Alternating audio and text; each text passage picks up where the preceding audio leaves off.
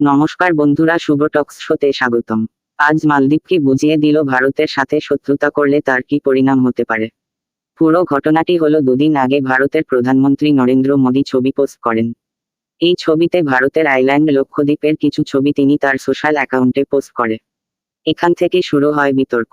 মালদ্বীপের সংসদের কিছু লোক নরেন্দ্র মোদী ও লক্ষদ্বীপ আইল্যান্ডের বিষয়ে খুব বাজে মন্তব্য করে।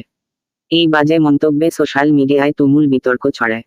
পুরো সোশ্যাল মিডিয়ায় হ্যাশট্যাগ বয়কট মালদ্বীপ ট্রেন্ড চলে। মালদ্বীপের পুরো অর্থনীতি অবস্থা টুরিস্টদের উপরে চলে। মালদ্বীপে সবথেকে বেশি টুরিস্ট ভারতীয়। প্রতিবছর টুরিস্টদের সংখ্যা বাড়তেই থাকে, ভারতের মানুষেরা ভ্রমণের জন্য মালদ্বীপ গিয়ে থাকেন।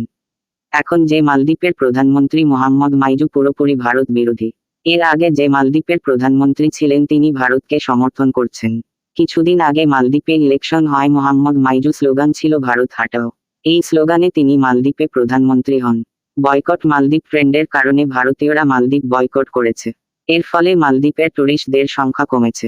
এই মুহূর্তে মালদ্বীপের প্রধানমন্ত্রী মোহাম্মদ মাইজু চীনে আছেন। প্রধানমন্ত্রী হওয়ার পর প্রথম বিদেশ যাত্রা। এর আগে মালদ্বীপে কোন প্রধানমন্ত্রী প্রথম বিদেশ যাত্রা ভারতেই করত?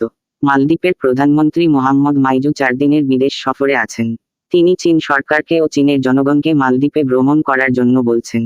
মালদ্বীপের 3 জন সংসদকে ভারতের বিরুদ্ধে বাজে মন্তব্যের কারণে সাসপেন্ড করা হয়েছে। এই বিষয়ে আরো কোন খবরে এলে অবশ্যই জানাবো। এই চ্যানেলটিকে সাবস্ক্রাইব করে দেবেন এরকম ভিডিও পাওয়ার জন্য। ভালো থাকুন, সুস্থ থাকুন, ধন্যবাদ।